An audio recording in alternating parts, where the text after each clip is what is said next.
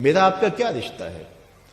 میں مختلف جگہوں پہ جاتا ہوں تو لوگ اپنی پلکیں فرش راہ کر رہے ہوتے ہیں تو میرے میں تکبر نہیں پیدا ہو رہا ہوتا اور میں سوچ رہا ہوتا ہوں اور اپنے اندر اتر کے اپنے آپ سے بار بار تو کون ہے؟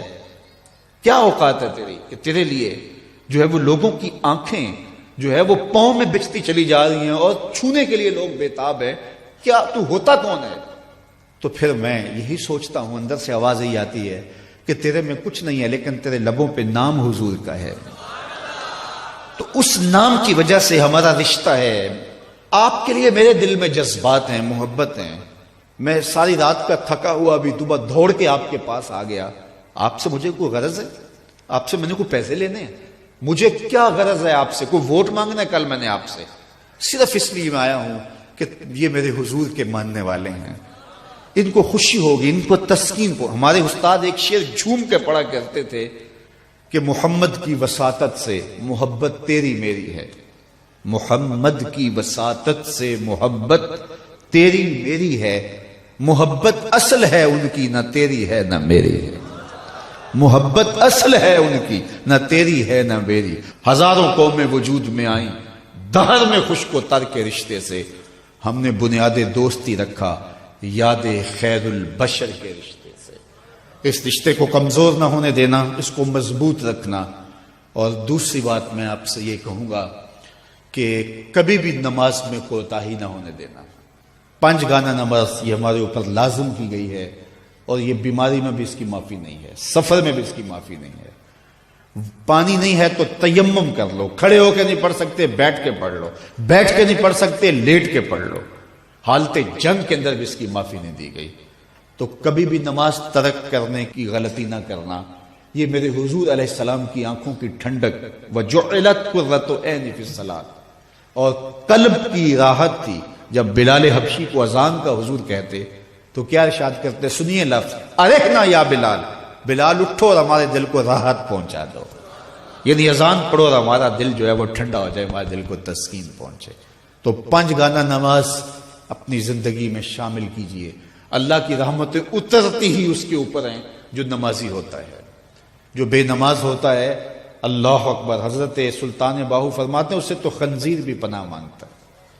اور شیخ سعدی بولے اسے قرضہ نہ دو جو بے نمازی ہے، اس لیے کہ وہ رب کا قرض ادا نہیں کرتا، تمہارا قرض کیسے ادا کرے گا۔ اور حضور غوث اعظم رضی اللہ تعالیٰ عنہ جن کی 11ویں پکاتے ہیں، وہ کیا کہتے ہیں؟ فرماتے ہیں بے نمازی کو مسلمانوں کے قبرستان میں دفن نہ کیا جائے۔ کتنی بڑی بات ہے، من ترک الصلاۃ متعمدا فقد کفر جہارا، فرمایا جس نے جان بوجھ کر نماز چھوڑی گویا اس نے اعلانیہ کفر کیا۔ قیامت کے دن بندے سے سب سے پہلا سوال نماز کا ہوگا۔ قرآن بتاتا ہے کچھ لوگ کھینچ کے گھسیٹ کے جہنم کو لے جائے جا رہے ہوں گے۔ لوگ ان کو ملیں گے، ان کو کہیں گے ما سلککم فی سقر، تم جہنم کو کیوں جا رہے ہو، کیا ہوا؟ تو وہ کیا کہیں گے؟ لم نک من المصلی، ہم نماز نہیں پڑھا کرتے تھے، اور بہت اچھے اعمال تھے لیکن نماز نہیں پڑھا کرتے تھے، آج جہنم میں جانے کا سبب یہ ہے۔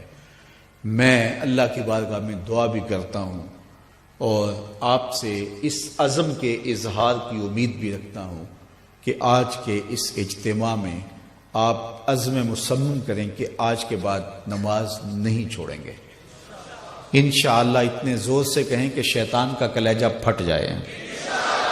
5 گانا نماز شعار زندگی میں۔ مسجدیں بتائیں کہ ایک اجتماع ہوا تھا اسوہ رسول کے نام سے، اور یہ جو مسجدوں کی رونق بڑھ گئی ہے یہ اس اجتماع کا نتیجہ۔ تو پھر یہ سامعین اور یہ منتظمین خوش ہو جائیں گے اور یہ خبر میرے کانوں تک پہنچی تو مجھے بھی خوشی ہوگی، یار میں نے اور انہوں نے کیا خوش ہونا ہے، آمنہ کے لال خوش ہو جائیں گے کہ ان لوگوں نے 5 گانا نماز شعار زندگی بنا لیا ہے۔ ہمارے بزرگ فرمایا کرتے تھے سونے سے قبل 5 انگلیاں بھی گن لیا کرو اور 5 نمازیں بھی گن لیا کرو۔ اگر 5 نمازیں پوری ہیں تو اللہ کا شکر ادا کیا کرو۔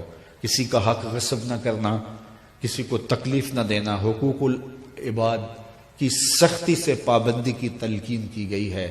جس نے کسی کے صرف 3 پیسے مارے، 3 پیسے، قیامت کے دن اس کی 700 نمازیں جو جماعت کے ساتھ پڑھی لے لی جائیں گی۔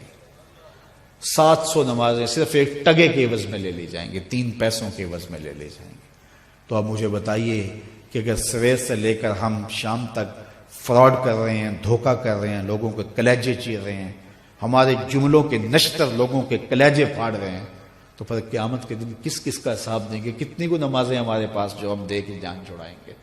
تو آئیے اس تھوڑی سی زندگی کو اللہ کے نام پہ گزاریں، اللہ کے نام پہ گزاریں۔ آج موقع ہے، توبہ کا دروازہ کھلا ہے، کل سب کچھ نہیں ہوگا۔ بندے کو اس وقت سمجھ آتی ہے جب سمجھ آنے سے کچھ فائدہ نہیں ہوتا۔ وہ قرآن بتاتا ہے کہ ظالم ہاتھ کاٹیں گے لیکن کوئی فائدہ نہیں ہوگا، اور وہ کہیں گے کہ یا لیتنی قدمت لحیاتی، کاش میں یہ زندگی آخرت والی زندگی کے لیے گزاری ہوتی، لیکن پھر کوئی فائدہ نہیں ہوگا۔ آج کا پچھتاوا کل کی بہتری کی ضمانت ہے۔ وقت پر کافی ہے ایک قطرہ بھی آب خوش ہنگام کا، جل گیا جب کھیت برسا میں تو پھر کس کام کا۔